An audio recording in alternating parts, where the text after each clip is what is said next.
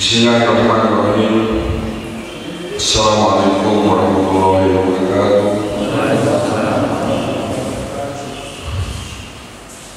Puji syukur kita panjatkan kehadirat Allah Subhanahu wa taala atas nikmat yang terus dilimpahkan kepada kita semua, baik nikmat Islam, nikmat iman, nikmat kesempatan, dan tentunya juga nikmat kesehatan.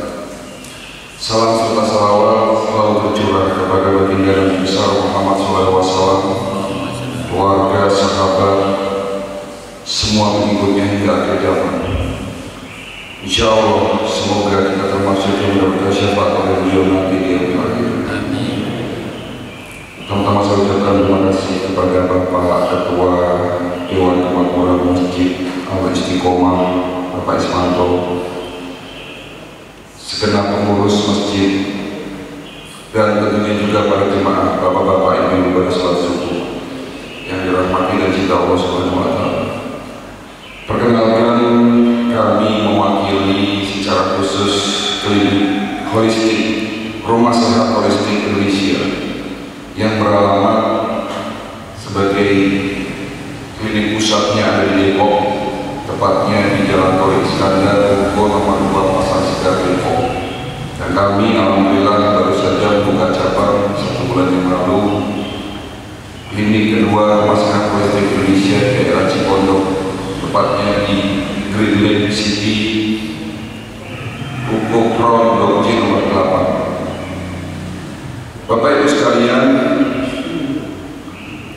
kegiatan kita pada pagi hari ini kami namakan manasik kesehatan. Adapun manasik kesehatan tentunya ada 2 tujuan. Tujuan pertama adalah memberikan edukasi pendidikan kesehatan dalam rangka mencegah terhadap penyakit, secara khusus penyakit degeneratif, penyakit jantung, koroner, dan stroke masih menduduki peringkat pertama sebagai penyebab kematian nomor 1 di dunia. Lalu nomor 2-nya disusul oleh penyakit kanker.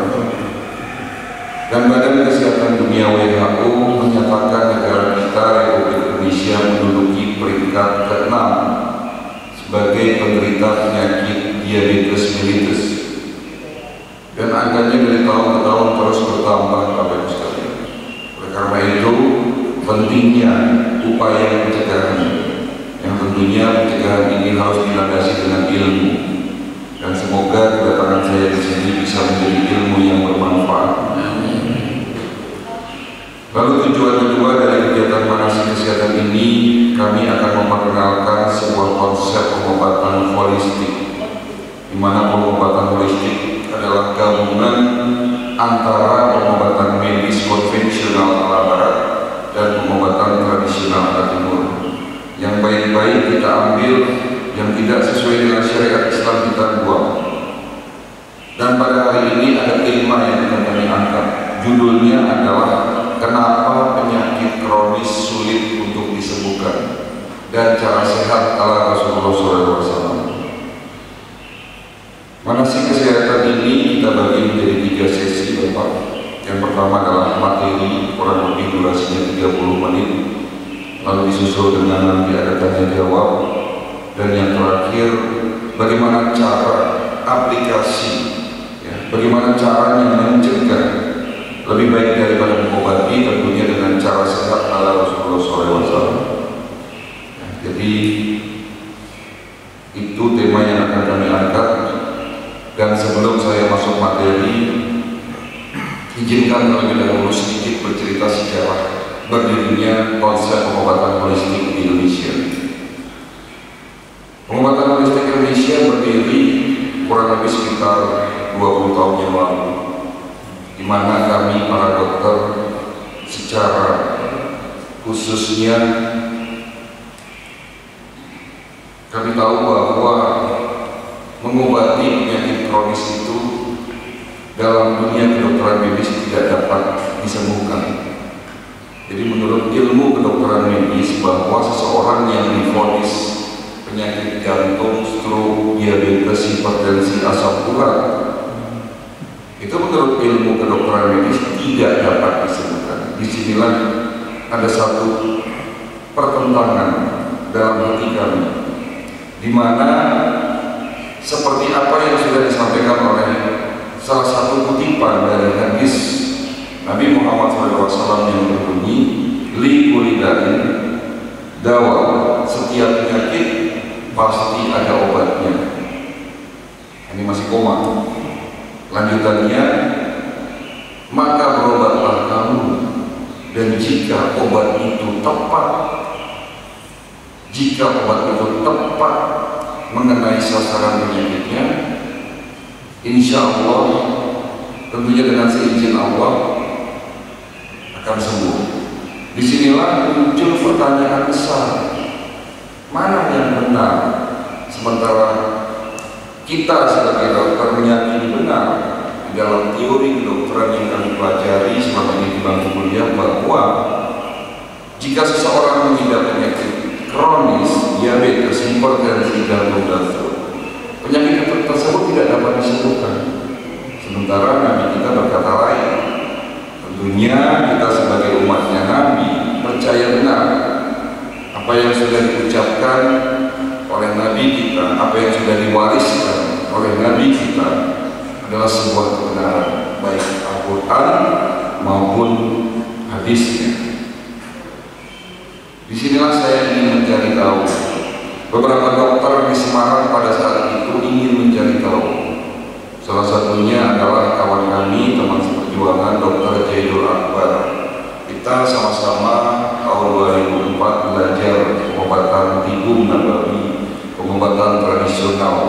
Kita sempat berangkat juga belajar di Institut Al-Wahidah Malaysia. Saya tahun 2009 pun juga mengalami pengobatan tradisional, TCM, Traditional Chinese Medicine. Saya sempat berangkat ke Cina, tepatnya di kota Beijing dan kota Hankou, juga dalam rangka mencari ilmu. Karena terus terang Bapak Ibu sekalian, ilmu yang kita dapatkan di bangku kuliah untuk menjadi seorang dokter itu tentunya ada keterbatasan. Ya, saya tidak katakan bahwa yang terbaik ya, dalam ilmu kesehatan hanya ilmu kedokteran medis konvensional. Sementara pengobatan tradisional ini usianya sudah ribuan tahun. Artinya sejak adanya manusia pertama kali di dunia, tidak ada satupun manusia yang tidak sakit, termasuk Nabi kita pun pernah sakit. Jika sakit pasti ada obatnya ya. Dan usia dari pengobatan medis konvensional ala barat itu baru sekitar 200 tahun. Sementara sekali lagi usia manusia sejak adanya Nabi Adam sudah ribuan tahun. Dalam hal ini kita sebut sebagai pengobatan tradisional. Nah, bukan berarti setelah kami mendalami pengobatan tradisional lalu kami meninggalkan ilmu pengobatan medis, tetapi justru kami gabungkan kedua ilmu pengobatan medis ala barat dan ilmu pengobatan tradisional. Inilah yang disebut sebagai konsep pengobatan holistic integrated medicine. Pengobatan holistik tidak menggantikan pengobatan medis. Pengobatan holistik bukan disebut sebagai pengobatan alternatif, tetapi kita berada di tengah-tengah. Yang baik-baik dari pengobatan medis dan yang baik-baik dari pengobatan tradisional kita gabungkan, yang tidak sesuai dengan syariat Islam kita hilangkan. Disinilah cikal bakal berdirinya pengobatan holistik di Indonesia. Dan alhamdulillah pengobatan holistik berkembang pesat di Indonesia. Ya, walaupun kita tetap tertinggal oleh Eropa, oleh Amerika, Jepang, China, bahkan oleh negara tetangga kita sendiri Malaysia, pengobatan holistik kita ini tertinggal jauh. Tapi alhamdulillah kami, saya, Dr. Jaidul Akbar, dan beberapa dokter yang kami di bawah IDI, dan ada cabang IDI-nya, kita ada namanya Ikatan Dokter Komplementer Indonesia dan Dokter Perhimpunan Dokter Herbal Medik Indonesia. Kita terus mengembangkan ilmu maupun teknologi. Ya. Jadi pengobatan holistik didukung dengan teknologi. Jadi itu sejelas sejarah berdirinya Dan disinilah saya menemukan sebuah jawaban dari pertanyaan tadi. Sesungguhnya Allah menciptakan penyakit berikut dengan penawarnya. Penawar terhadap penyakit kita bukan hanya ada di sekitar kita, tetapi ada dalam diri kita sendiri. Sekarang saya ingin bertanya kepada Bapak Ibu di sini. Siapa di sini yang sakit diabetes? Ada? Ada pasti. Siapa di sini yang sakit hipertensi? Ada. Dan siapa di sini yang sakit asam urat? Lebih banyak. Sekarang saya tanya sama Bapak, apa penyebab penyakit diabetes?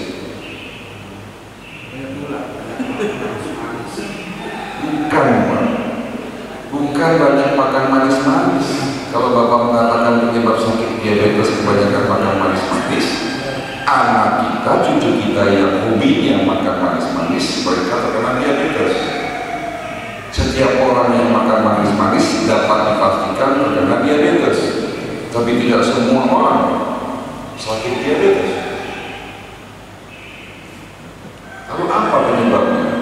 Disinilah saya menemukan jawaban setelah kami mendalami pengobatan holistik. Ternyata penyebab kerusakan di dalam tubuh kita ini bagian terkecilnya adalah sel.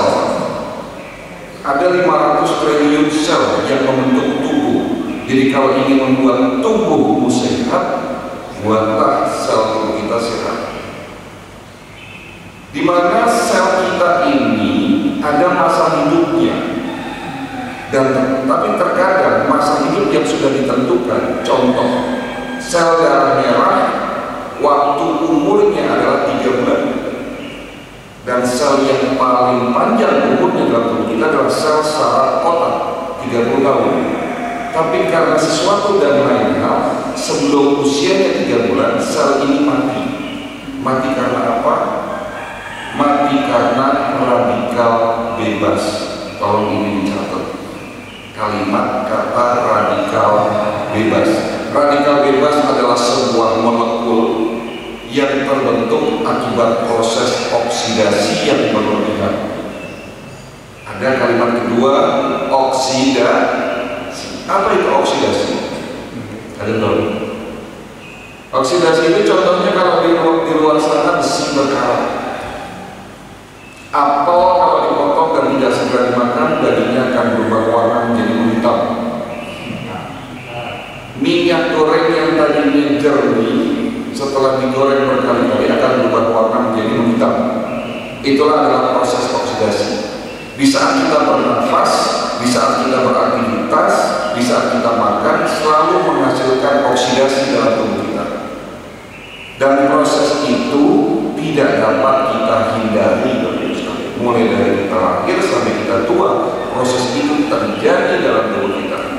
Oleh karena itu, Allah menciptakan penawar terhadap oksidasi itu sendiri. Namanya antioksidan, bukan antibodi. Itu antibodi ceritanya beda lagi. Antioksidan ada di mana, Pak? Ada di sekitar kita dan ada dalam tubuh kita. Di sekitar kita ada di mana? Di buah-buahan. Ada antioksidan yang dapat mencegah penyakit jantung dan stroke, namanya resveratrol. Antioksidan ini kuat untuk mencegah dan mengobati penyakit jantung dan stroke. Ada di mana? Ada di biji anggur, salah satunya. Ada antioksidan yang namanya lycopene yang dapat mencegah penyakit prostat. Ada di mana? Ada di biji tomat. Ada antioksidan namanya bromelain yang dapat mencegah penyakit kanker. Ada di mana? Ada di bonggol nanas. Jadi kalau makan nanas, Bu, bonggolnya jangan dibuang. Keras. Tapi di situ ternyata ada obat untuk penyakit kanker. Kalau Bapak ingin mencegah penyakit stroke supaya tidak pikun, ada antioksidan yang terkandung di dalam buah alpukat. Semua buah mengandung antioksidan. Dan di dalam tubuh kita pun Allah menciptakan antioksidan yang lebih hebat daripada buah-buahan. Namanya glutathione dan superoksid dismutase. Dua antioksidan super ini diciptakan oleh Allah dalam rangka sebagai penangkal, penawar terjadinya oksidasi. Cuman setelah usia di atas 40 tahun, produksi antioksidan di dalam tubuh kita sudah mulai menurun. Di saat kita tidak memakan buah-buahan, tidak memakan antioksidan dari luar, oksidasi tidak dapat dihindari, yang pada akhirnya menyebabkan terbentuknya radikal bebas. Dan radikal bebas inilah yang merusak setiap sel dalam tubuh kita. Jika sel pankreas dan insulinnya rusak, diabetes. Jika radikal bebas ini merusak setiap pembuluh darah di dalam tubuh kita yang menyebabkan aterosklerosis, kekakuan otot pembuluh darah, hipertensi. Jika radikal bebas ini merusak kolesterol, lemak dalam tubuh kita menggumpal dan mengeras dan menyebabkan sumbatan di otak, stroke. Jadi kita hari ini sudah memahami bahwa penyebab kerusakan dalam tubuh kita akibat radikal bebas, dan radikal bebas akibat oksidasi yang tidak diimbangi dengan antioksidan. Langsung masuk materi. Kenapa penyakit kronis sulit disembuhkan? Ada 3 jawaban. Karena gaya hidup kita yang salah. Akibat gaya hidup kita yang salah, oksidasi terjadi dalam tubuh kita. Kita tahu bahwa Nabi kita, Nabi Muhammad adalah manusia yang sehat. Betul kan?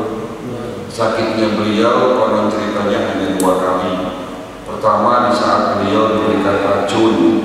Ada salah satu kisah di zaman Nabi sedang berperang. Di saat beliau sedang istirahat, didatangi oleh seorang wanita dari kaum kafir Quraisy, menyamar memberikan sepotong daging, dan ternyata daging tersebut sudah ada racunnya. Pada saat itu Nabi sempat memakannya, lalu tersadar dan memuntahkan kembali daging tersebut. Tapi ada sedikit racun yang sudah terlanjur masuk dalam tubuh beliau. Pada saat itu beliau sakit. Lalu sakitnya Nabi yang kedua di saat beliau mau wafat. Lalu pertanyaannya, apa rahasia diri Nabi Muhammad sehat? Sampai-sampai juga ada salah satu kisah. Pada saat Nabi sudah hijrah ke kota Madinah, ya, dan Nabi ini sudah menjadi orang yang sangat terkenal pada zaman itu. Sampai ada seorang penguasa dari negeri seberang di luar dari kota Yasrib atau kota Madinah kita hari ini tahunya, ya. Pada saat itu datanglah seorang tabib diutus dari penguasa dari Mesir. Ya. Datang tabib ini dengan tujuan ingin membuka praktek pengobatan di kota Madinah. Ya. Tapi setelah sekian lama pada akhirnya si tabib ini pulang karena tidak ada yang berobat. Karena ada satupun orang yang berobat, bukan karena tidak mau berobat, tetapi karena tidak ada orang yang sakit. Lalu sebelum tabib ini pulang, tabib ini berjumpa dengan Nabi Muhammad. Lalu beliau bertanya, "Ya Rasul, apa rahasia bahwa dirimu sehat dan kaum muslimin di kota ini sehat?" Apa jawaban Nabi? Nabi mengatakan, "Benar, kami adalah kaum yang sehat karena kami makan di saat lapar, berhenti makan sebelum kenyang." Ini petunjuk buat kita Bapak Ibu sekalian. You are what you eat. Dirimu adalah apa yang kamu makan. Yuk kita buktikan. Yuk kita buktikan bagaimana pola makan bangsa ini. 5 tahun saya memberikan ceramah kesehatan dari masjid ke masjid, ya, pada sholat subuh. Sekalian survei, apa benar sih bangsa ini itu dikatakan oleh Eropa Amerika adalah bangsa penyakitan? Kita dianggap sebagai bangsa penyakitan. Tapi saya tidak bisa mengelak. Kenapa? Indikatornya apa? Rumah sakit ramai, Pak. Bukan hanya karena pandemi rumah sakit ramai, sebelum pandemi pun rumah sakit ramai. Lalu pertanyaannya, kenapa karena 30 tahun ini, 30 tahun belakangan ini, masyarakat kita berubah pola makannya, berubah. Hanya kita buktikan siapa di antara bapak ibu yang di rumahnya tidak punya stok mie instan di tangan. Siapa yang tidak punya? Hampir semua punya. Tapi pertanyaannya lagi, siapa di antara bapak ibu yang di rumahnya punya stok minimal 3 jenis buah? Hanya 1 orang.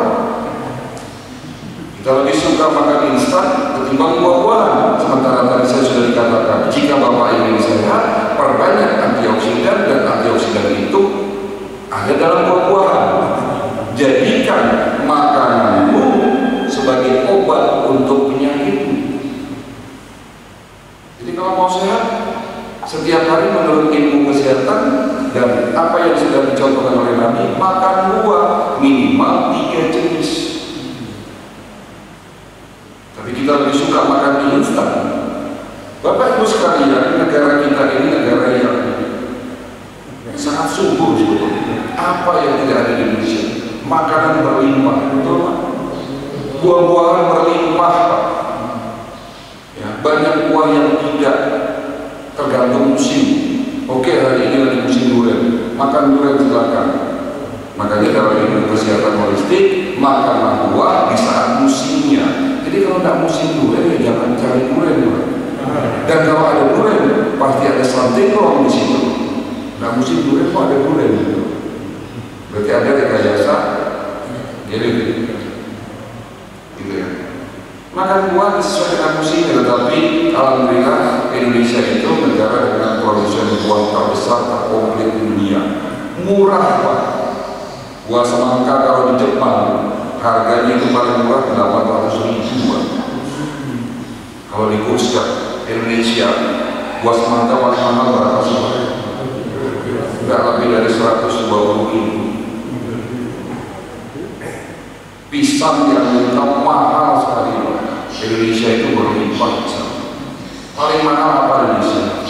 Buah durian, anggur. Tapi kita bisa memilih buah-buahan yang lebih murah, juga kandungan nutrisinya sehat, pepaya, nanas, jamu, apalagi yang ada, semua.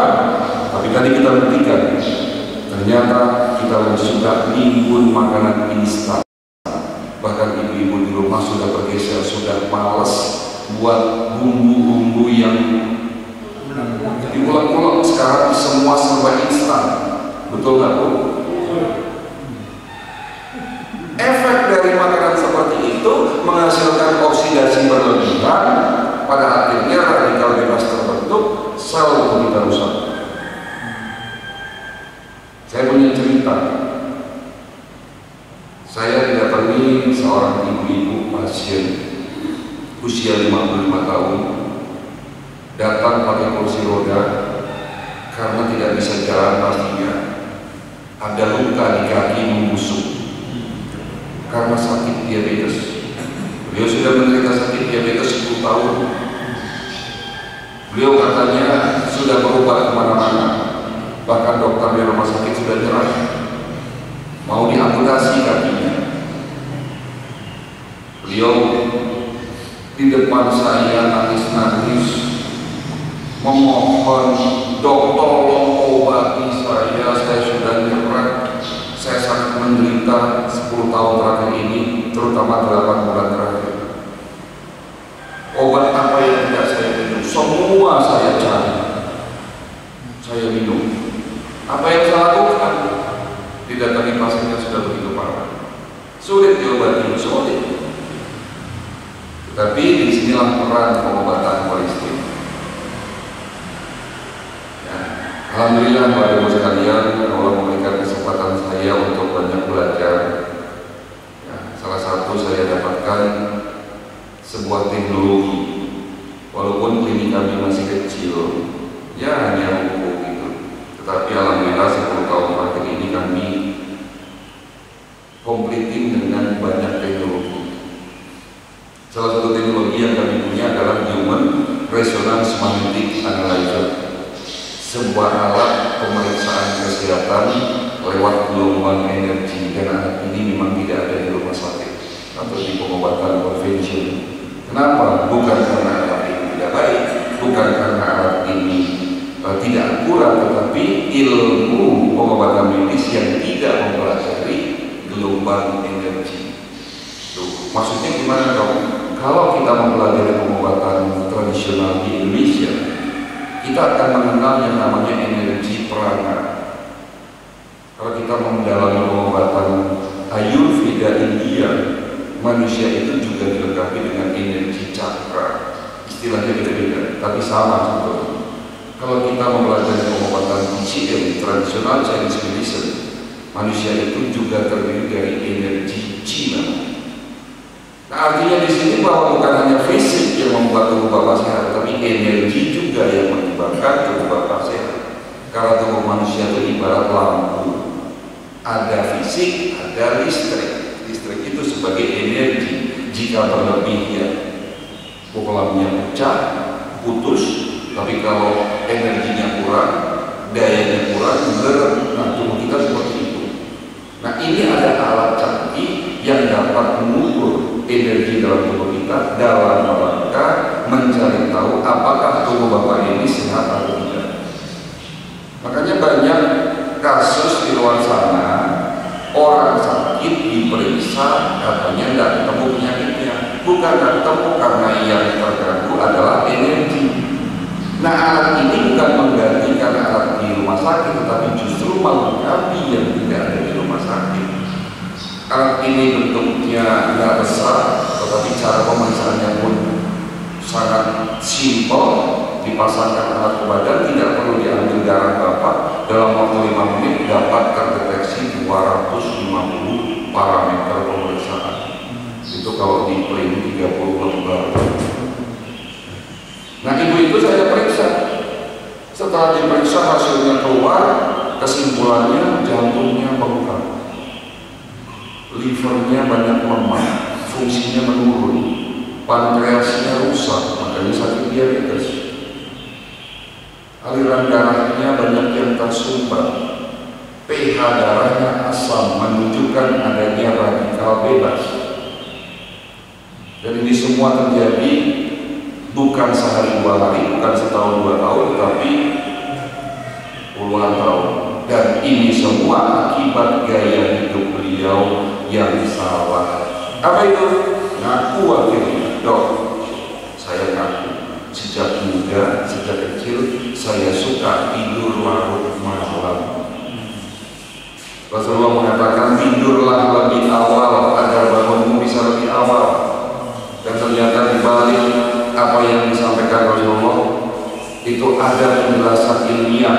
Orang yang tidak tidur, orang yang belum tidur antara jam 11 sampai dengan jam 1 malam, tubuhnya akan teroksidasi lebih banyak. Kenapa? Karena antara jam 11 sampai dengan jam 1 malam, di saat kita tidur pulas, organ liver bertugas bersih-bersih. Membersihkan tubuh kita dari apa? Radikal bebas. Syaratnya tidur pulas jam 11 sampai dengan jam 1 malam. Jadi kalau kita belum tidur di antara jam itu, tubuh kita akan keracunan. Ya. Ternyata gaya hidup lainnya apa yang membuat beliau sakit? Beliau suka makan malam.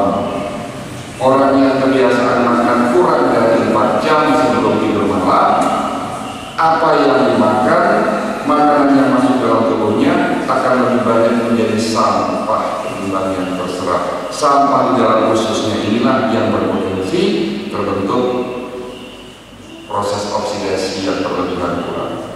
Kembali lagi cerita ujung-ujungnya oksidasi dan radikal bebas.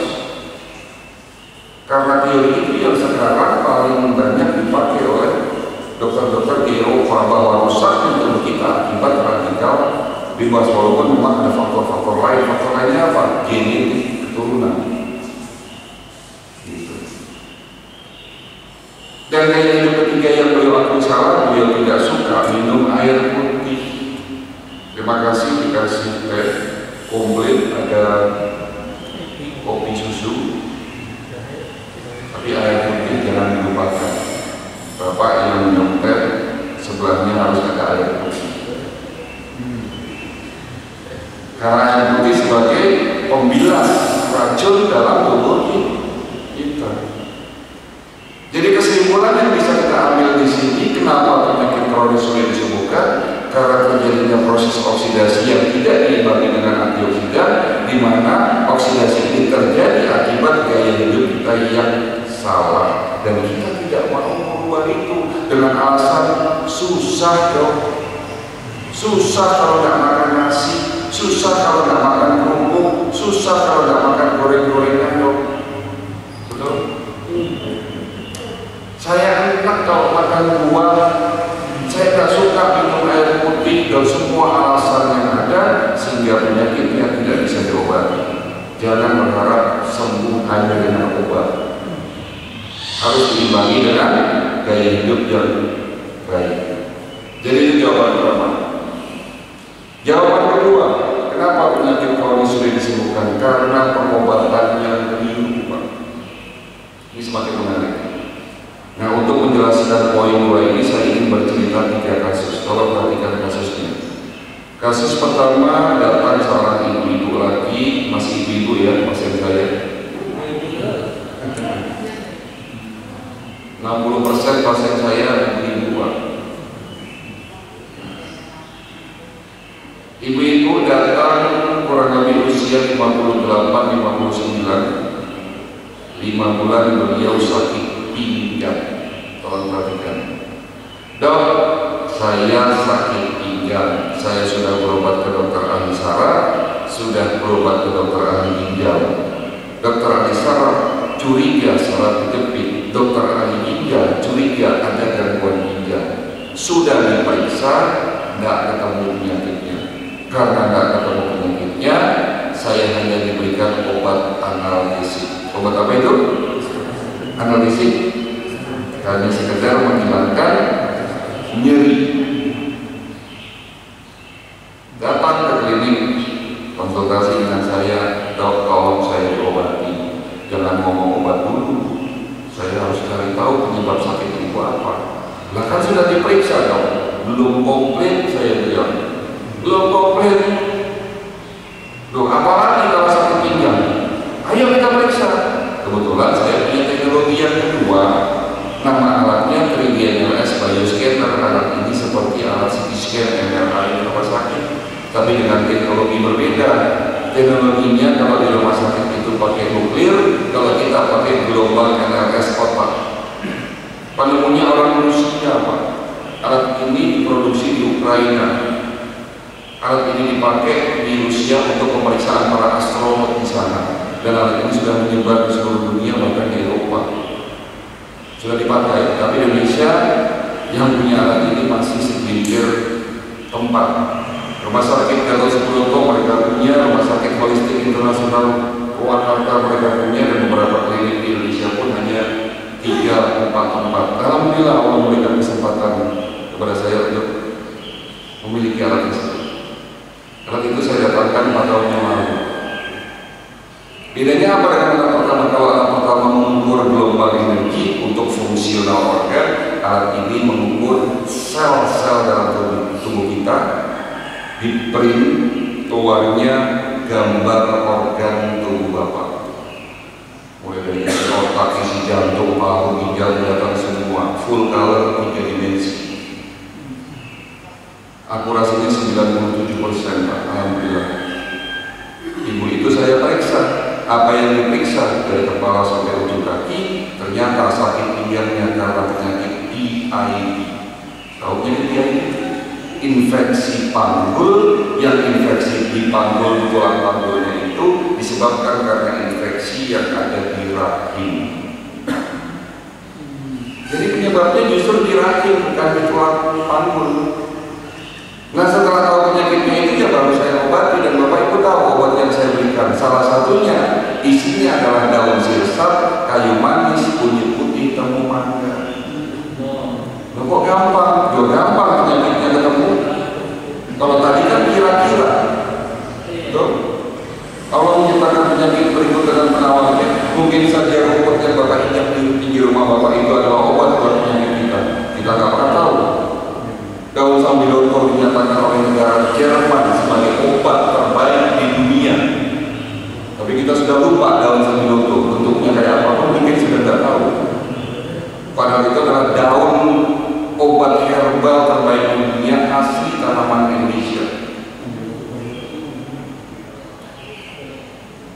Ada daun yang kecil yang ternyata daun ini untuk mencegah dan mengobati Alzheimer, Parkinson, dan stroke. Namanya pegagan. Bahasa ilmiahnya Centrala Asiatica. Pernah lihat daun pegagan? Kalau yang muda-muda nggak pernah tahu pasti, tapi kalau yang usianya dulu mungkin sering main di sawah, pasti tahu itu daun pegagan. Karena daun pegagan itu kecil-kecil, ada di pinggiran sawah. Dan ternyata daun itu juga termasuk 5 obat herbal terbaik di dunia. Tapi kita hari ini sudah tidak ada. Mungkin di Tangerang sudah tidak ada daun pegagan. Betul. Di Eropa sedang dikembangkan, Pak. Sambiloto, daun pegagan, dan dijual mahal. Padahal tanaman asli Indonesia. Akhirnya dengan tadi saya sudah berikan obat itu, alhamdulillah 3 bulan sembuh. Datang lagi bapak-bapak, ini sekarang bapak-bapak. Datang bapak-bapak umur 65 tahun, dok 3 bulan ini perut saya tidak nyaman, sering kembung, sering mual, ada nyeri di ulu hati. Kira-kira sakit apa Pak? Sakit mah. Orang mengatakan sakit mah. Lalu kalau bapak sakit mah minum obat apa? Roma, Milanta, dan obat antasid lainnya.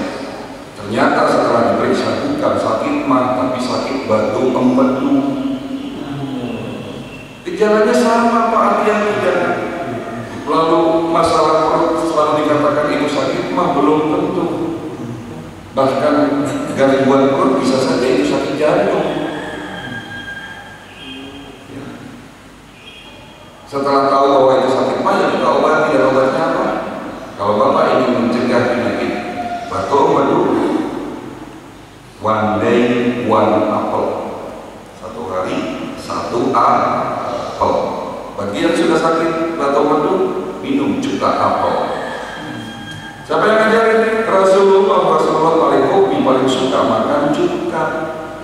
Cuka buah-buahan. Dalam ini kalau untuk batuk empedu adalah cuka apel. Minum 2 sendok makan pagi hari sebelum sarapan. Itu bagus untuk kesehatan liver dan lemak kita. Ya. Cerita ketiga, ibu-ibu lagi. Umur 30 tahun masih muda. Dok, sakitnya tuh di sini katanya. Sakit apa Pak? Cerita ketiga ini menarik, di mana ibu ini membawa hasil pemeriksaan rekam jantung. Dikatakan oleh dokter spesialis jantung beliau sakit jantung. Apakah salah? Tidak, benar. Saya tidak menyalahkan, karena memang dari hasil pemeriksaan scan yang kita punya beliau sakit jantung. Tapi kenapa sudah lama minum obat tak sembuh-sembuh? Apa jawabannya? Ternyata sakit jantungnya beliau ada penyebab lain. Apa penyebabnya? Di usus besar. Kok bisa? Bisa Pak. Ya.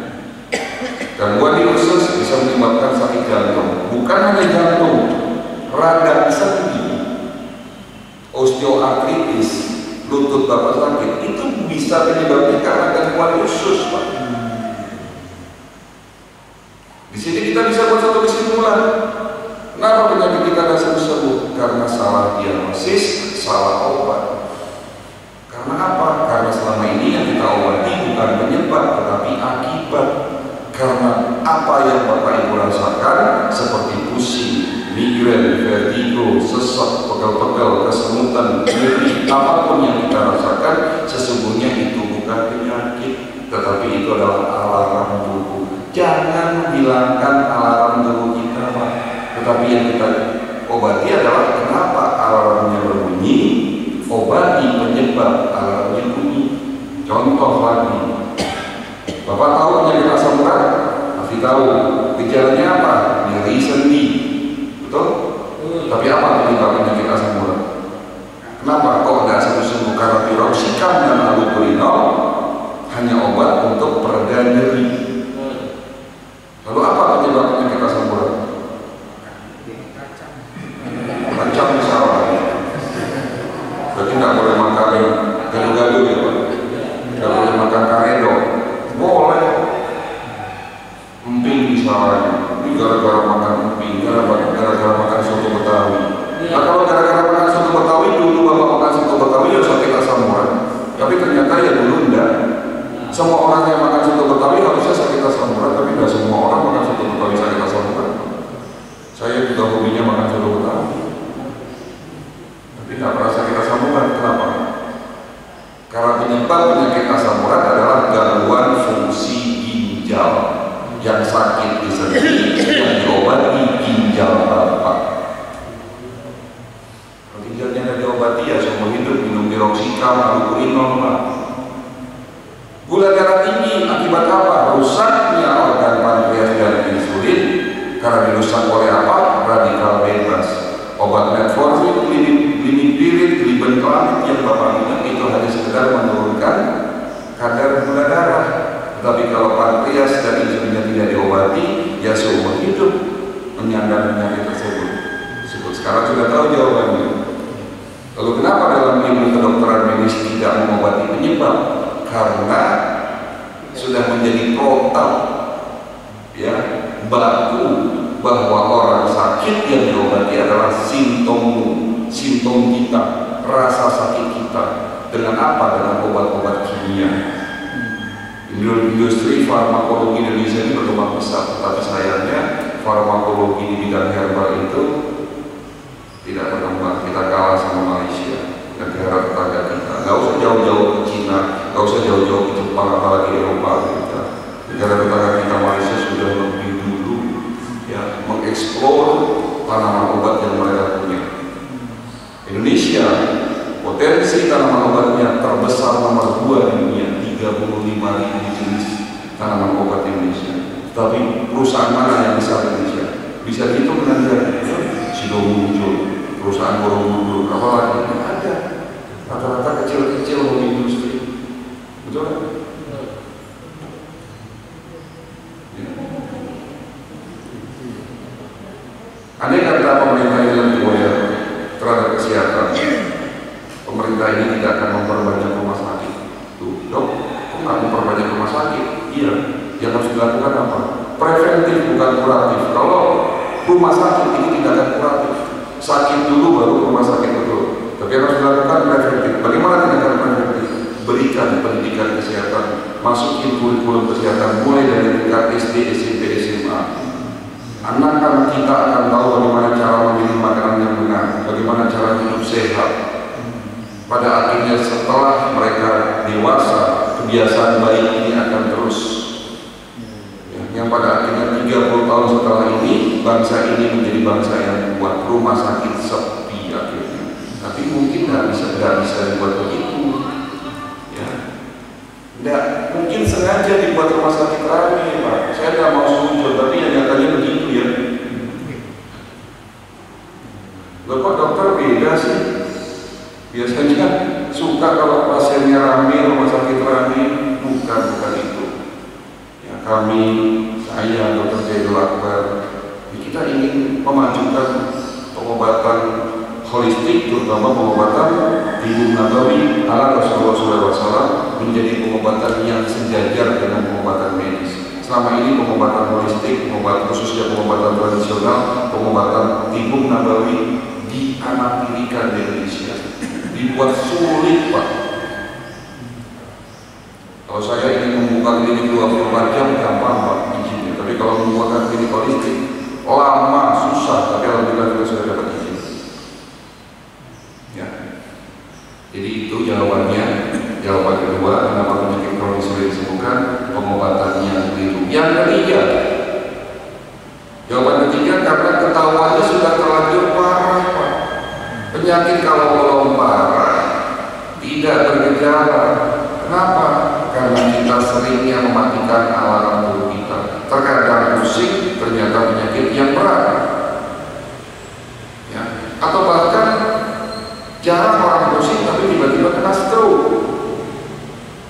tensinya normal, ternyata stroke, serangan jantung. Ya, itulah kondisi hari ini. WHO sudah menyatakan sejak 30 tahun yang lalu 70% penduduk dunia tidak sakit namun juga tidak sehat. Dok, saya jarang sakit. Tiba-tiba ketemu lagi kanker, beliau kena kanker stadium 3. Lu katanya jarang sakit, tapi tiba-tiba kena kanker. Bukan sakit kankernya tiba-tiba, tetapi kanker stadium 1 dan 2 tidak bergejala. Kemarin kawan saya sehat bugar, tiba-tiba kena serangan jantung. Loh, katanya sehat, nggak pernah sesek, nggak pernah sakit, nggak pernah nyeri dada. Iya dong, setelah saya olahraga, habis olahraga saya kena serangan jantung. Apakah penyakit jantung itu datang tiba-tiba? Tidak ada penyakit kronis itu datang tiba-tiba. Semua berproses lama. Kemarin saya mengisi acara manasik di ibu-ibu majelis taklim sebelum pandemi. Sebelum acara saya ngobrol sama ibu ketua majelis taklim. Bu Ustazah sehat dok. Buktinya apa? Saya jarang sakit. Saya makan enak, tidur enak, saya bisa ngajar 2-3 tempat. Apakah Bu Ustazah sudah memastikan tubuh ibu sehat? Maksudnya gimana dok? Medical check up? Belum dok. Lu kenapa belum? Takut ketahuan penyakitnya dok. Oh, jadi nggak mau medical check up karena takut? Ya bukan hanya takut, mahal dok biayanya. Terus apa lagi? Sibuk dok, nggak sampai. Saya ingat sekali kejadian itu hari satu bulan sebelum Ramadan tahun 2018. Saya mengisi acara manasik di daerah Depok, tepatnya di Palembang, Depok. Hari Sabtu dia mengatakan sehat, tidak ada penyakit. Hari Sabtu beliau menolak medical check up. Loh kok hari Senin sore datang ke klinik setrum Pak? Ini cerita benar Pak. Di bawah 2 anak laki-lakinya mulutnya merah, tangan kanan kakinya lumpuh, gak bisa jalan. Loh ibu saja yang kemarin? Iya dok. Katanya sehat. Ya saya nggak tahu, tiba-tiba tadi saya mau sholat subuh, mulut saya nggak bisa buat umur, tangan kanan saya kebas, tiba-tiba saya jatuh dan saya dibawa ke rumah sakit, saya dinyatakan stroke. Tolong obati saya, tolong periksa saya, berapapun biayanya saya keluarin. Saya diami, satu ngomong apa bu? Takut ketahuan penyakitnya, mahal biayanya. Kalau tahu saya menghadapi kasus-kasus seperti itu. Kalau sudah stroke, jantung, kanker, nggak peduli biaya Pak. Kemarin saya ketemu sama Bapak Ketua DKI kecil daerah Lenteng Agung. Beliau sakit jantung sudah 10 tahun, tapi 3 bulan terakhir semakin parah sakitnya. Karena semakin parah dengan terpaksa harus pasang ring. Dan Bapak Ibu tahu di jantungnya ada berapa ring? 7 Pak. 1 gratis, 6 bayar. Berapa bayarnya? 1,2 miliar. Apakah beliau punya duit banyak? Tidak, jual tanah, jual rumah. Usia sudah hampir 70 tahun. Ya? Ya kebetulan punya beberapa rumah gitu. Maksudnya kalau yang nggak punya rumah terus dia menjual apa gitu ya. Pentingnya menjaga kesehatan. Insya Allah nanti di akhir, yuk sama-sama kita ikuti lagi, jangan pulang dulu karena ada tips. 6 tips sehat, cara sehat pada Rasulullah dan 1 tambahan sehat. Jadi materi selesai. Kenapa penyakit kronis ini disembuhkan? Ada 3, gaya hidup yang salah, pengobatan yang keliru, ketahuannya sudah terlanjur parah. Ya, jadi kalau tidak pernah sakit atau jarang sakit, ya maaf, jangan kepilihan dulu. Kalau belum pernah di medical check up, belum pernah diperiksa, ya belum bisa mengatakan sehat. Karena hari ini banyak orang mengaku sehat, tapi ternyata kalau diperiksa banyak organ tubuhnya sudah rusak. Gitu ya. Oke, masuk sesi kedua. Tadi janji saya kalau ada yang mau ditanyakan mengenai materi hari ini, monggo silakan ditanyakan. Ya, kita batasi 3 orang, silakan Pak. Saya izin minum ya Pak. Ya.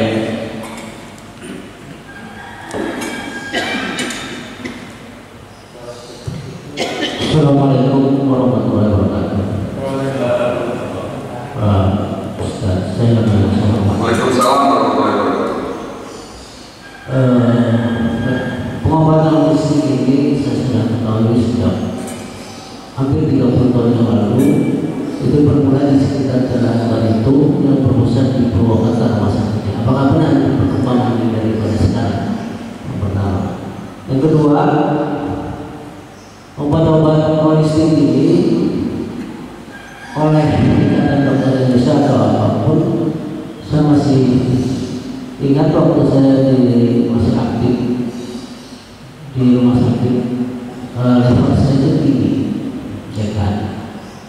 Tapi ada obat yang itu, kalau saya sebut mereknya HP Pro, itu buat HP Pro, itu obat bukan obat, tapi herbal dari Cina, tapi tidak diakui oleh Ikatan Farmasi Indonesia. Jadi kalau oleh dokter ini obat bagus, tapi di rumah sakit tidak ada, harus beli di luar, memang harganya cukup tinggi, gitu kan. Nah, ini yang menyebabkan apa yang saya katakan tadi, dokter holistik kita tidak begitu maju karena ada penghambatan dalam pemerintahan, ya kan. Ya saya kan merasa sakit, terpaksa saya beli juga, gitu kan. Terpaksa saya beli, ya alhamdulillah ya saya terkontrol ya karena nggak lebih daripada laboratorium.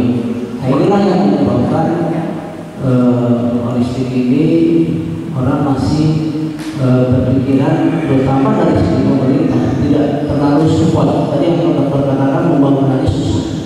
Nah, pertanyaannya, bagaimana tim dokter holistik ini untuk terutama Menteri Kesehatan mendukung, terutama obat-obat yang herbal itu harus diakui oleh farmakologinya, bukan dilempar ke pribadi masing-masing. Terima kasih, Dok. Assalamualaikum warahmatullahi wabarakatuh. Waalaikumsalam warahmatullahi wabarakatuh. Salah satu konsep holistik memang awalnya diprakarsai oleh terlebih dahulu senior kami, Bapak Dr. Hussein Baji. Beliau adalah seorang praktisi pengobatan holistik Indonesia, walaupun beliau bukan seorang dokter, ya, tetapi istrinya kebetulan dokter, dan beliau juga menjalani pengobatan tradisional.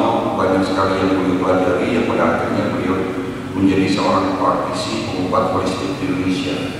Dan beliau akhirnya membuka rumah sakit holistik pertama kali di Indonesia sejak 30 tahun yang lalu. Ya, tapi pengakuannya baru 20 tahun. Ya, itu rumah sakit holistik internasional di Purwakarta, tepatnya di Desa Wanayasa. Apakah ada hubungan dengan diri kami? Tidak ada, secara manajemen tidak ada, tetapi konsep holistiknya sama, dengan teknologi yang sama. Ya, itu. Jadi yang kedua, wah ini kalau ceritanya panjang ini. Kembali lagi saya nggak mau sujud, tapi saya mau sedikit cerita. Mudah-mudahan cerita ini Bapak bisa menyimpulkan sendiri. Saya pernah menjadi seorang konsultan perusahaan herbal dari Kanada. Nama perusahaannya Immunoteco Pharmacia. Ini perusahaan sudah sangat besar di sana. Mereka sudah menemukan satu formula untuk antioksidan. Jadi ada herbal yang dapat meningkatkan antioksidan internal dalam tubuh kita. Tadi kita sudah bahas. Kalau mau sehat, buat antioksidan internal yang namanya glutathione itu tinggi. Selesai Pak, penyakit apapun insya Allah sembuh. Itu teorinya panjang, ceritanya panjang, hasil uji klinisnya 30 tahun, penemunya Dr. Gustavo Bunos, dan hasil uji klinisnya dirangkum dalam sebuah buku yang tebalnya segini. Tidak terbantahkan secara teori medis, walaupun itu herbal. Saya datang berkunjung ke senior saya, dosen saya, dokter onkologi, dokter ahli kanker yang terkenal di Semarang. Saya ngobrol sama beliau, saya membawa buku hasil uji klinis. Saya tunjukkan kepada beliau, saya suruh baca. Beberapa hari kemudian saya datangi lagi, Dok,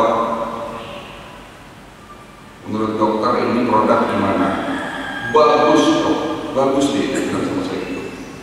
Saya hasil uji klinisnya, jurnalnya komplit. Nah, berarti dokter bisa merekomendasikan buat pasien-pasien dokter. Aku jawaban beliau, nggak bisa, karena satu protap. Kami dilarang untuk menjual obat-obat herbal, walaupun itu bagus. Yang kedua, kalau saya ngasih obat herbal, gimana operasi pasien-pasien saya? Pak, maksudnya ya, nanti nggak ada yang operasi sebelum pakai herbal ini. Ini off the record ya Pak. Nah, Bapak bisa menyimpulkan sedikit dari tadi apa yang disampaikan. Ini politik atau apa ya saya tidak tahu. Bahkan Dr. Terawan, mantan Menteri Kesehatan kemarin, yang beliau punya teknologi DSA, itu diakui di Eropa. Itu adalah pengobatan holistik, itu untuk mencegah penyakit stroke, Alzheimer, dan Parkinson. Dan teknologi ini sangat-sangat canggih, sudah diakui di Eropa. Tetapi sampai-sampai beliau dikeluarkan dari IPI gara-gara katanya ini tidak ada dalam protap di Indonesia. Hanya seperti itu. Apa yang saya lakukan? Apa yang dilakukan Dr. Zainul Akbar? Kita ibarat cicak melawan buaya. Apa yang bisa kita lakukan? Kita nggak mungkin teriak-teriak Pak. Yang bisa kita lakukan ya seperti ini, memberikan edukasi, pendidikan kesehatan kepada masyarakat. Biarlah masyarakat memilih Pak. Iya Pak. Biar masyarakat memilih. Ya nanti akan berubah mungkin kalau Dr. Zainul Akbar atau saya jadi Menteri Kesehatan. Ya.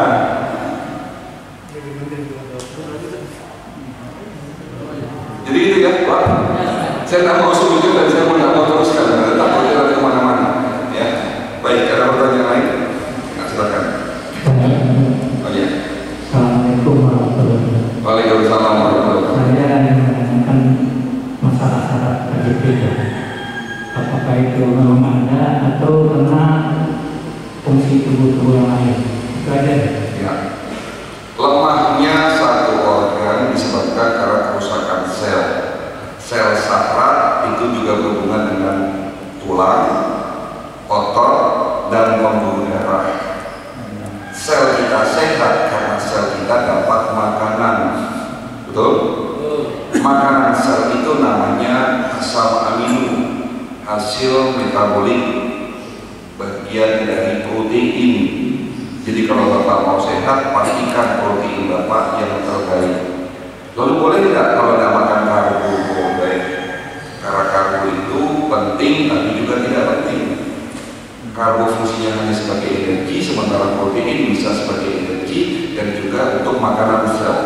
Jadi kalau tidak makan karbo nanti lemas ya, awalnya lemas, tapi fungsi karbo bisa digantikan oleh protein. Tapi fungsi protein tidak bisa digantikan oleh karbohidrat. Ya. Makanan sel adalah protein.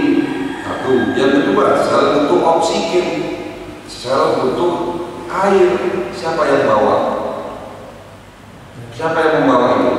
Darah. Darah ibarat mobil pengangkut. Mobil harus ada jalannya. Kalau tidak ada jalannya, bukan mobilnya mau jalan. Jalannya darah, pembuluh darah. Jadi kualitas darah dan pembuluh darah menentukan kualitas sel. Apa yang merusak darah dan pembuluh darah? Radikal bebas. Salah satu penyebab saraf kejepit akibat rusaknya saraf tulang belakang, akibat ketidakmampuan sel di dalam tulang belakang itu regenerasi. Pada akhirnya tulang itu menjadi rapuh dan menekan saraf kita. Jadi memang selalu penyebabnya pembuluh darah yang terganggu dan darah yang tidak bagus. Makanya konsep di kami, apapun penyakitnya termasuk saraf kejepit, yuk kita perbaiki darahnya dulu, baru nanti ke organnya gitu Pak. Ya, tapi rata-rata pengalaman kami saraf kejepit biasa diderita oleh ibu-ibu, terutama mereka yang obesitas. Ibu-ibu itu lebih gampang ototnya melemah, lebih gampang tulangnya keropos karena pengaruh hormon. Biasanya sudah minum pus, tulangnya keropos, ototnya lemah, tapi berat badannya berlebih. Tulang belakang sebagai fondasi kita nggak mampu nahan berat badan. Kemarin ada ibu tingginya 150, beratnya 90 kilo. Datang pakai kursi roda karena nggak bisa naik tangga. Kebetulan konsultasi di kami di lantai 2. Ya, dok, saya kata dokter mau dioperasi dahulu saya rusak, tulang belakang saya kena saraf jepit juga mau dioperasi. Tolong dokter kasih obat herbal yang paling bagus, paling mahal, udah nggak apa-apa. Yang penting saya sembuh. Apa jawaban saya? Nggak ada obat buat penyakit ibu. Loh, kok nggak ada? Obatnya mau tahu? Turunin berat badan. Karena berat badan, Pak. Apa jawaban beliau? Nggak bisa dong. Saya turunin berat badan, sudah dicoba nggak bisa. Suaminya nyeletuk, suaminya gagah, langsing, kelihatan 10 tahun lebih awet muda. Apa suaminya bilang? Nggak, gimana nggak bisa turunin berat badan, setiap malam ngemil dong. Itu satu toples apa yang ada di toples itu habis setiap malam. Setiap malam anak saya disuruh beli makanan, ngemilnya nggak berhenti. Ya pokoknya saya nggak mau diet dok, saya nggak bisa turunin berat badan. Dokter kasih obat saja buat saya. Ya nggak usah obat sama saya bilang. Karena tidak ada obat yang menyembuhkan penyakit itu kecuali satu, turunin berat badan itu. Kalau sudah turun, baru saya kasih obat untuk memperbaiki saraf jepitnya. Karena percuma gitu maksudnya. Udah beli mahal-mahal, tapi penyebab utamanya karena obesitas. Bisa dipahami? Oke, lanjut. Ya. Assalamualaikum warahmatullahi wabarakatuh. Waalaikumsalam. Berhubungan dengan darah, bagaimana kita bisa mendeteksi kekentalan darah? Karena saya lihat kebanyakan penyakit jantung atau ginjal segala macam karena kekentalan darah. Apakah ada indikasi atau alat yang bisa mendeteksi kekentalan darah tersebut? Terima kasih. Assalamualaikum warahmatullahi wabarakatuh. Human Resonance Magnetic Analysis yang kita punya dapat memeriksa kekentalan darah. Kita punya dua alat. Yang pertama adalah namanya Human Resonance Magnetic Analysis. Itu pemeriksaan 250 parameter pemeriksaan termasuk kekentalan darah. Jangankan kekentalan darah, yang menyebabkan darah bapak kental pun bisa ketahuan di situ apa. Karena radikal bebas pun terlihat, LDL, HDL, kolesterol total, trigliserid, semua terlihat di situ. Seluruh fungsi organ terlihat, fungsi ginjal, fungsi liver, semua terlihat. Dalam waktu hanya 5 menit Pak pemeriksaannya, tanpa harus dikeluarkan darah bapak. Ini teknologi baru. Insya Allah bisa kelihatan. Ya. Jangankan kekentalan darah, mohon maaf nih Pak, bapak masih berdiri atau enggak setiap pagi? Tahu berdiri? Itu kelihatan pakai alat itu.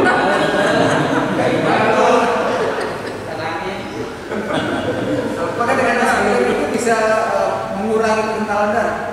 Aspirin itu bisa mengurangi kekentalan darah. Bisa mengurangi kekentalan darah, tapi tidak bisa menghilangkan penyebab kekentalan darah itu. Karena kekentalan darah sesungguhnya akibat lemak yang teroksidasi. Jangan kurangi, jangan turunkan lemak bapak. Kita selalu hari ini selalu fokus di kolesterol. Dok, saya minum simvastatin atau vastatin, inhibitor dan sebagainya. Itu kan benar-benar. Tapi jangan hanya nurunin kolesterol, tapi turunkan radikal bebas. Karena penyebab lemak kita tersumbat, lemak kita mengeras akibat lemak yang teroksidasi. Lemak sesungguhnya dalam tubuh kita baik, Pak. Kolesterol dalam tubuh kita itu baik. Fungsinya apa? Melumasi pembuluh darah. Kalau mobil kita punya oli. Nah kalau pembuluh darah bapak tidak ada olinya, tidak ada kolesterolnya, rapuh Pak. Mudah pecah pembuluh darah kita. Makanya Allah menciptakan kolesterol, pasti ada maksud dan tujuannya. Kolesterol berfungsi sebagai bahan dasar untuk antibodi. Makanya kalau bapak terus minum simvastatin, antibodi bapak turun. Kolesterol membentuk kulit yang elastis, makanya orang yang sering menurunkan kolesterol kulitnya mudah keriput. Kolesterol berfungsi untuk memberikan pelumas, untuk sendi. Jadi jangan turunkan kolesterol, tapi turunkan radikal bebas. Karena yang merusak kolesterol adalah radikal bebas, proses oksidasi itu sendiri. Lalu apakah boleh minum simvastatin? Boleh. Tetapi yang terbaik adalah turunkan radikal bebas. Dengan cara apa? Rasulullah sudah ngajarin bekal.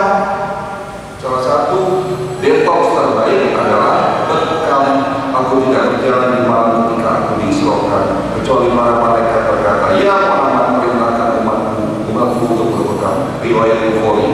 Ada salah satu hadis dari riwayat Muslim. Pengobatan yang terbaik menurutku ada 3 hal: madu, bekam, dan kis. Tapi aku melarang umatku berobat dengan cara kis. Artinya di situ ada bekam yang dianjurkan, tapi ada pengobatan yang dilarang. Sudah bekam Pak 1 bulan ini? Padahal itu sunnah Rasulullah.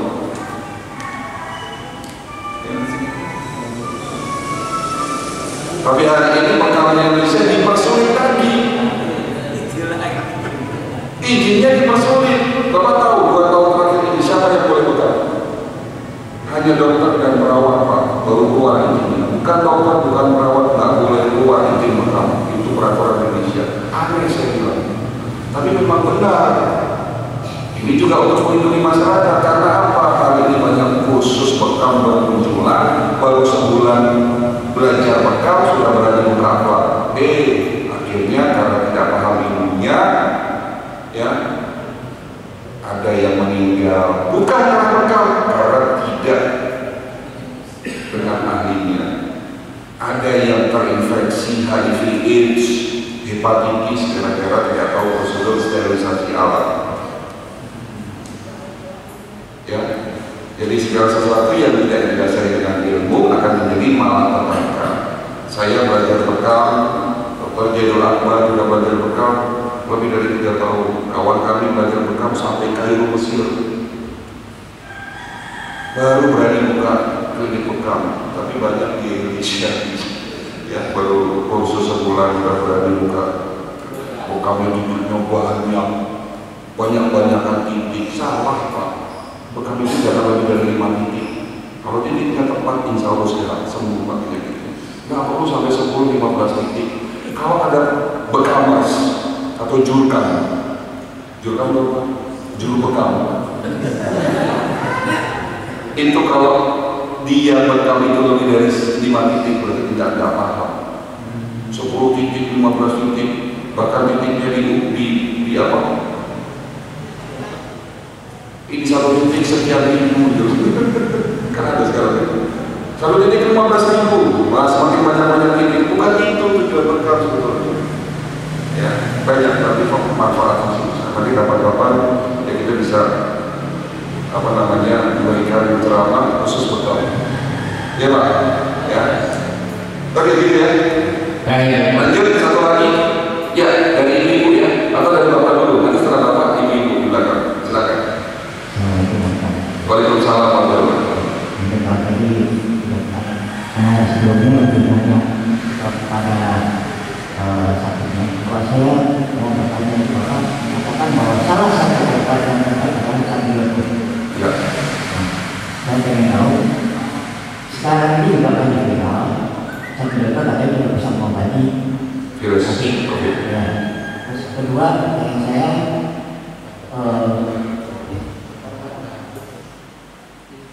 bagaimana cara mengkonsumsi antibiotik yang terbaik? Apakah dikonsumsi dalam bentuk jamu, dalam bentuk antibiotik sebenarnya, atau ada juga sekarang dijual dalam bentuk tablet? Kapsul ya. Jadi mana yang terbaik di antara itu semua? Ya. Terima kasih Pak. Ya, pertanyaannya baik. Sambiloto tadi kita sudah paham bahwa termasuk salah satu dari 5 tanaman obat terbaik di dunia. Ya. Menjawab pertanyaan Bapak, saya mau cerita. Beberapa tahun yang lalu saya didatangi oleh 2 orang distributor dari Spanyol. Jadi sekarang Eropa ini back to nature. Rata-rata orang Eropa sekarang minum obatnya herbal. Nah, kita kembali Pak.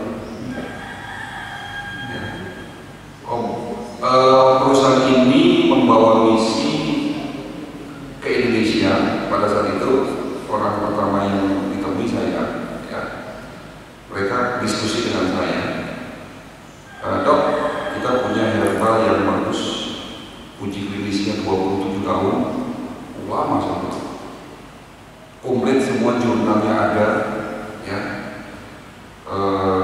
Ini obat herbal buat kanker. Hasil uji klinisnya dapat mengobati kanker payudara, kanker otak, ada beberapa macam kanker, bahkan ada beberapa kasus yang sudah stadium 3, stadium 4 sembuh 80%. Wah, ini luar biasa loh. Ini kabar baik buat kita. Lalu saya tanya, berapa harganya? Satu botol isi 30 kapsul 4,5 juta. Oke, masih masuk akal. Karena buat meyakinkan, kalau ngobatin penyakit paru mahal 4,5 juta. Tapi ini berbicara kanker. Kanker adalah penyakit yang paling mahal obatnya. Bapak kalau kena kanker, berobat di rumah sakit Dharma tidak pakai BPJS, satu hari siap-siap uang minimal 5 juta. Satu hari, karena obat penyakit kanker itu mahal. Nah, ini ada herbal, isi 30 kapsul buat 1 bulan, harganya 4,5 juta. Lalu saya tanya lagi, isinya apa? Isinya kayu manis sama green tea.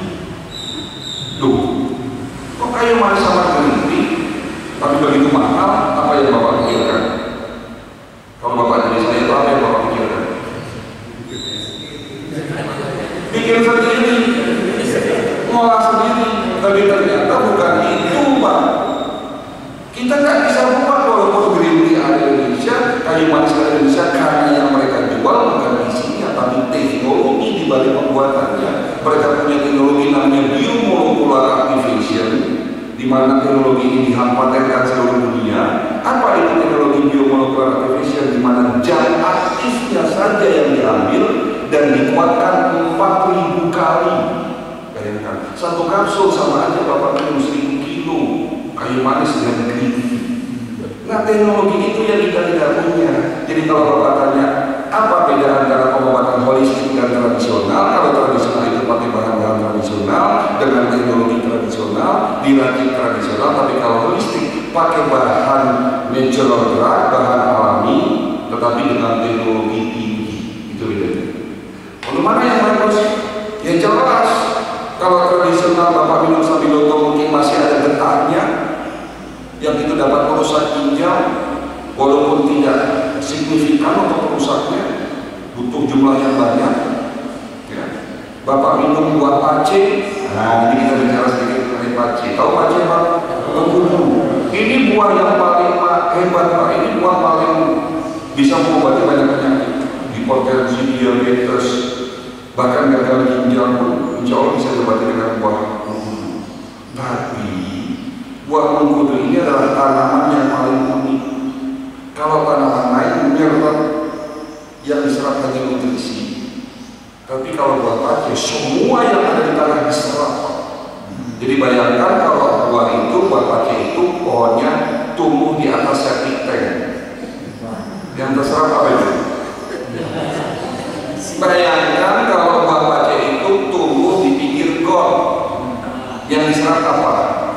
Makanya pace-pace seperti itu setelah masak jatuh itu langsung nggak butuh waktu lama, beberapa jam busuknya, karena kualitas pacenya tidak bagus. Tapi kalau buah pacenya hidup di tanah yang subur, jauh dari penduduk, dengan teknologi yang tinggi, itu bisa menjadi obat yang bisa menyembuhkan banyak penyakit kita. Jadi kalau Bapak tanya Sambiloto bagus, tapi kalau disuruh pilih, ada Sambiloto yang harganya 100.000 isi 100, ada Sambiloto yang harganya 1,5 juta isi 100. Mana yang murah? Yang 1,5 juta saya bilang. Karena apa? Satu kapsul dibuat dari 1 kilo yang diambil zat aktifnya, lebih cepat pengobatannya, terstandar secara medis, tanpa efek samping, harus sudah melalui uji klinis. Tetapi yang 1 kilo, yang 100 kapsul 100.000 dibuat dari 1 kilo, dikeringkan, di oven, dijadikan bubuk, masukin ke kapsul, seolah-olah modern. Tapi itu tradisional. Pengobatannya lama, makanya pengobatan tradisional kesannya lama, tetapi holistik dipersempit, dipercepat karena teknologi tadi. Itulah beda antara holistik dan tradisional medicine. Bisa dipahami Pak? Boleh nggak minum obat-obat tradisional? Boleh, tapi harus dilandasi ilmunya dulu. Ya. Kemarin lagi viral daun kelor, semua buat daun kelor. Ya, jangan terus semua orang minum daun kelor, karena juga ada beberapa Oh iya, tadi menjawab, dok, benar nggak sambil itu dapat mengobati COVID-19? Bukan mengobati, tetapi yang mengobati adalah diri kita sendiri. Sambiloto itu punya zat antibiotik alami, antivirus alami, dan sambiloto juga punya antioksidan tinggi yang dapat menangkal radikal bebas, di mana radikal bebas ini penyebab menurunnya imunitas. Jadi kalau radikal bebas dalam tubuh kita dinetralisir, imun kita naik, virus kita pun akan tidak bisa masuk. Itu fungsi sambiloto. Jadi bukan sambiloto yang membunuh virus, bukan begitu cara kerjanya. Ya, jelas ya Pak? Itu benar. Kalau Bapak mau kuat daya tahan tubuhnya, salah satunya adalah sambiloto. Terakhir dari Ibu pertanyaan lagi.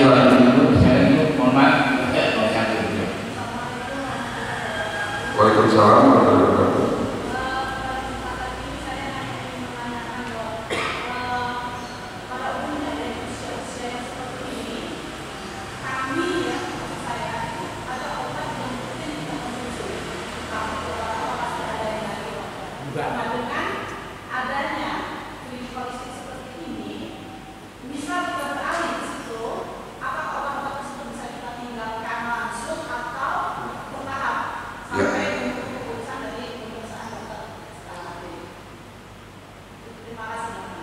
Baik, ini pertanyaan bagus sekali, dan pertanyaan ini sering ditanyakan kepada saya.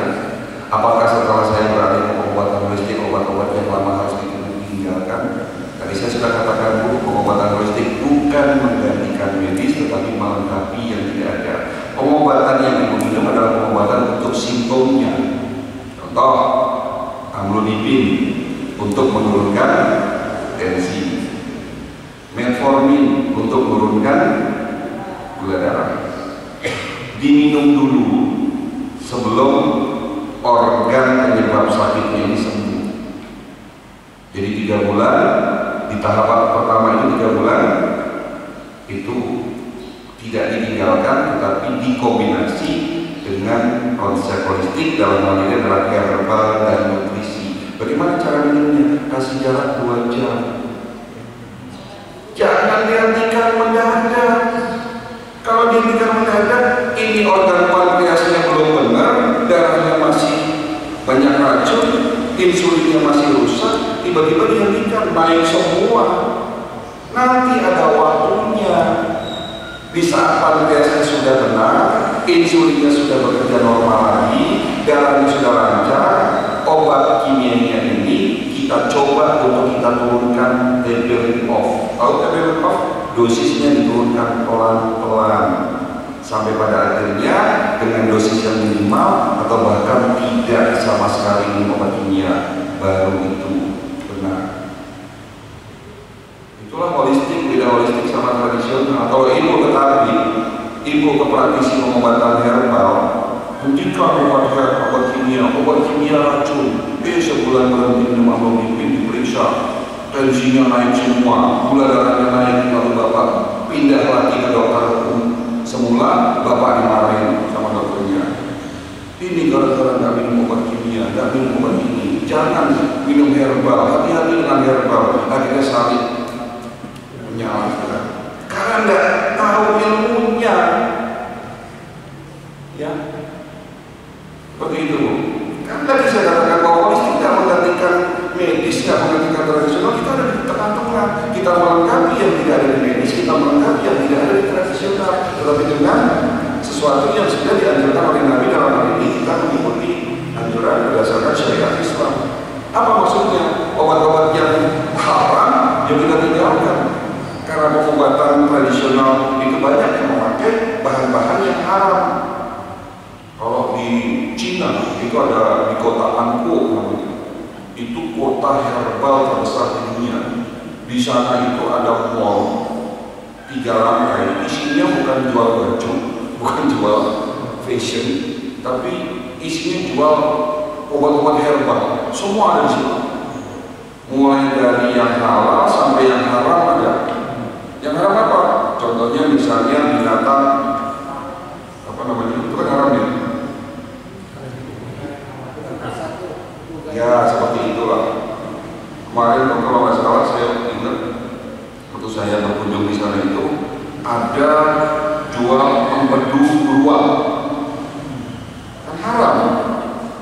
Ada telapak kaki beruang, ada darah binatang yang haram. Kalau sampai seperti itu, nah hal-hal seperti itu yang kita hilangkan dari kedokteran holistik yang berdasarkan syariat Islam. Jadi gitu ya. Oke, kita lanjutkan terakhir 5 menit, 10 menit lagi selesai. Jangan pulang dulu karena ini cerita terakhir dari manasik kesehatan dan inilah bagaimana cara mencegah. Ada 6 cara, 6 langkah cara sehat ala Rasulullah dan 1 langkah cara sehat ala holistik. Jadi 7. Yang pertama, mulai hari ini jaga makan.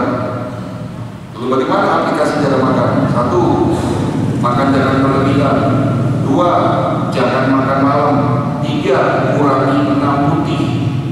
Putihnya masih gimana? Nasi putih ganti nasi merah. Gula pasir jangan dimakan. Tepung kurangi. Tepung-tepungan itu tepung terigu, tepung kanji, tepung beras, bakwan, mendoan. Jangan tiap hari, Pak. Apalagi digoreng, teroksidasi. Jadi 6 putih itu nasi putih ganti nasi merah. Gula pasir ganti gula aren atau batu. Tepung jangan tiap hari tepung. Santan jangan tiap hari masak dengan santan. Susu olahan jangan diminum. Ibu minum susu bubuk, susu kental manis itu tidak baik. Ada satu buku judulnya The Miracle of Aging. Penulisnya Dr. Hiromichinya. Beliau adalah guru besar Fakultas Kedokteran Albert Einstein Amerika. Beliau adalah dokter praktisi pengobatan holistik. Dalam bukunya dikatakan susu olahan adalah makanan terburuk buat manusia. Makanan terburuk buat manusia. Kita tahu bahwa Nabi Muhammad pun minum susu, tapi yang beliau minum adalah susu murni. Jadi kalau Bapak mau sehat, silakan cari susu murni. Susu langsung dari sumbernya gitu. Sapi ataupun kambing. Ya. Jadi jangan minum susu bubuk ataupun susu olahan, ini tidak bagus. Dan yang keenam, kurangi garam, ganti garam Himalaya. Dan kalau ibu mau ngolah makanan, garam itu letaknya bukan di dapur, tapi di meja. Makanya disebut garam meja itu karena letaknya di meja. Jadi kalau ibu masak jangan pakai garam, pakai bumbu lain boleh. Garamnya nanti ditaburin di saat makanan itu sudah jadi. Itu yang benar. Ya. Jadi itu cara jaga makan Nabi. Yang ketiga, kurangi minum putih. Dan cara jaga makan Nabi yang keempat, makanlah yang halal dan thayyib. Halal dan thayyiban. Ya, daging kambing halal, tapi daging kambing bisa jadi haram kalau duitnya pakai duit haram. Loh iya, apa namanya, korupsi, ya, haram. Kasih duit haram, dibelikan makanan, kasih ke anak kita, yuk haram semua itu. Toyib maksudnya apa? Baik. Sate kambing boleh Pak. Loh boleh dong, bagi yang kena hipertensi boleh. Rugi kalau udah makan sate. Ya, boleh nggak bagi yang kolesterol tinggi? Boleh makan sate, tapi jangan berlebih. Nah, jangan lebih dari 10 tusuk Pak. Ya, cukup 5 tusuk. Ya sehat Pak, insya Allah. Itu toyib namanya. Ya, itu cara jaga makanan. Itu langkah pertama. Langkah kedua, ya, tidurlah lebih awal agar bangunmu bisa lebih awal. Tidur jangan lebih dari jam 11 malam dengan syarat tanpa cahaya lampu. Siapa yang mengajarkan? Nabi Muhammad. Fatimah radhiyallahu anha bercerita kepada para sahabat Nabi. Sahabat Nabi bertanya kepada Fatimah, apa rahasia Nabi Muhammad? Apa kebiasaan Nabi Muhammad sebelum tidur? Fatimah bercerita, ayahku sebelum tidur punya kebiasaan mematikan sumbu-sumbu api di rumahnya. Oh, jadi beliau ini tidur tanpa lampu. Iya. Diteliti, ternyata orang yang tidur dengan cahaya lampu, hormon melatonin dalam tubuh bapak tidak dapat diproduksi. Apa fungsi hormon melatonin? Hormon melatonin berfungsi supaya tidur kita lelap, pulas. Satu. Yang kedua, hormon melatonin berfungsi untuk membantu produksi antioksidan. Kembali lagi cerita antioksidan. Jadi yang benar, tidur sebelum jam 11 tanpa cahaya. Itu langkah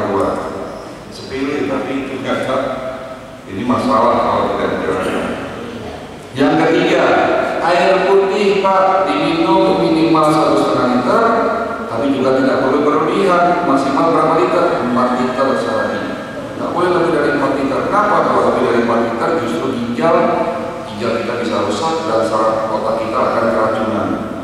Kalau kelebihan, kalau kurang ginjal kita juga akan rusak. Bagaimana cara minum yang benar dok? Rasulullah sudah mengajarkan minum dengan duduk, tidak boleh berdiri, pakai tangan kanan, tidak boleh bernafas di saat minum, tidak boleh meniup di saat air ini panas. Itu semua ada penjelasan ilmiah. Ya. Mau tidur, menjelang tidur, jangan banyak-banyak minum. Kalau bapak mau tidur minumnya 2 gelas, ginjalnya juga malah rusak. Mau tidur itu kalau haus saja baru minum, kalau pun haus ya seteguk 2 teguk saja. Tapi kalau pagi sampai maghrib pastikan minimal 10 gelas. Gitu. Itu cara minum yang benar. Ya. Boleh nggak minum teh? Boleh nggak minum kopi? Boleh. Tapi pastikan air putihnya 10 gelas. Kopi akan menjadi sehat kalau tidak lebih dari 2 cangkir. Tapi kalau lebih dari 2 cangkir jadi racun Pak bagi kita kopi. Ya, apalagi kalau pakai gula berlebihan. Ya. Oke, itu cara sehat yang ketiga. Cara sehat yang keempat, puasa. Insya Allah Pak, nanti kalau ada waktu di bulan Ramadan, di bulan April, kita bisa datang lagi dengan tema 10 manfaat puasa dari sisi kedokteran holistik. Nanti kita bahas di saat bulan Ramadan. Ya. Jadi intinya kalau mau sehat, puasa, ya saum. Yang kelima, ada kutipan hadis yang berbunyi, di dalam tubuhmu ada segumpal daging, dan jika segumpal daging rusak, maka rusaklah seluruh tubuh. Tapi jika sehat, maka sehat pula seluruh tubuhmu. Sesungguhnya segumpal daging yang dimaksud Nabi adalah hati. Langkah kelima, jaga hati, karena hati yang sakit akan menyebabkan fisiknya sakit. Tubuh manusia terdiri dari 3 unsur, body, mind, and soul. Fisik, pikiran, dan jiwa. Salah satu sakit akan berdampak sakit yang lain. Pikirannya sakit, fisiknya sakit. Fisiknya sakit, jiwanya ikut sakit. Ada buku judulnya Body, Mind, and Soul. Mau Pak buku itu? Insya Allah nanti akan saya berikan gratis. Ya. Penulisnya Dr. Cahyo. Kalau Dr. Cahyo punya buku JSR, Juru Sehat Rasulullah, kami alhamdulillah sudah menyelesaikan buku jilid kedua, judulnya Body, Mind, and Soul. Itu sebagai buku panduan pengobatan holistik. Ya. Oke. Itu langkah kelima, jaga hati. Iri, dengki, sombong, takabur itu adalah penyakit hati. Jauhkan dari tubuh kita. Marahnya 5 menit. Bapak marah berapa menit Pak? Daya tahan tubuh kita turun 6 jam. Marahnya hanya 5 menit. Tapi daya tahan tubuh kita, imun kita turunnya 6 jam. Kena COVID. Nah. Ya. Oke, itu langkah ke-5. Langkah ke-6, langkah terakhir. Bagaimana cara sehat? Olahraga. Olahraga yang benar apa? Teratur, terukur, sesuai umur. Nabi Muhammad di saat muda olahraganya memanah dan bulat. Tapi setelah tua, usia lanjut, dia tidak bulat Pak. Ya, dia paham benar bahwa usia tua adalah penyakit yang tidak dapat disembuhkan. Tua adalah penyakit yang tidak dapat disembuhkan. Ciri-ciri tua apa? Tulang keropos, otot melemah. Kok bulat? Ya makin parah nanti. Usia tua, jangan main bulu tangkis Pak. Ya, karena apa? Wah, kalau yang namanya main bulu tangkis kan harus menyelesaikan 1 set, 2 set, 3 set, ya. Melibatkan emosi. Yang menang Nice, yang kalah berundel. Wah, jadi masalah. Yang kalah marah-marah sampai rumah marah-marah. Olahraga yang pas buat usia-usia Bapak, senam pernafasan, senam tai chi, senam ilmu. Kemarin sebelum COVID saya mengisi acara manasik di Masjid Raja Bintaro Jaya. Saya senang sekali isi di sana karena di sana saya bertemu dengan teman-teman sejawat dan kebetulan DKM-nya itu banyak yang dokter, tapi open mind terhadap holistik. Ada juga dokter yang nutup terhadap holistik. Tapi kebetulan teman-teman saya ini, Dokter Indra itu kenalan baru kami, ya Dokter Joko itu usianya sudah sepuh-sepuh, usianya sudah 55-60 tahun, Dokter Joko sudah 65 tahun. Tapi mereka open mind terhadap holistik. Bahkan pada akhirnya klinik masjid mereka sekarang sudah punya klinik yang insya Allah akan dibuat secara holistik. Kebetulan Dr. Indra itu adalah ketua Senam Lidienkum Indonesia. Nanti Jawa teman-teman bisa saya hadirkan di sini kalau sudah pandemi selesai untuk ngajarin para jemaah di sini bagaimana senam Lidienkum yang dapat mencegah penyakit diabetes, hipertensi dan stroke. Ya. Oke, itu langkah ke-6, olahraga teratur terukur sesuai umur. Itu ada 6 cara sehat. Kita ulang, jaga makan. Kedua, jangan tidur larut malam tanpa cahaya lampu. Yang ketiga, air putih yang cukup. Yang keempat, puasa. Yang kelima, jaga hati. Yang keenam, olahraga teratur terukur sesuai umur. Apakah cukup sampai di situ? Tidak. Dan hidup di zaman sekarang berbeda dengan di zaman Nabi. Ya. Apa yang harus kita lakukan hari ini? Medical check up sebelum sakit. Itu jawaban langkah ke-7. Jangan takut ketahuan penyakitnya, Pak. Cuma masalahnya medical check up holistik di Indonesia ini paling mahal sangat sekian. Berapa biayanya? Kemarin saya ketemu dengan salah satu jemaah dari Bekasi. Mereka si bapak ini mengatakan saya pernah medical check up holistik di salah satu rumah sakit besar di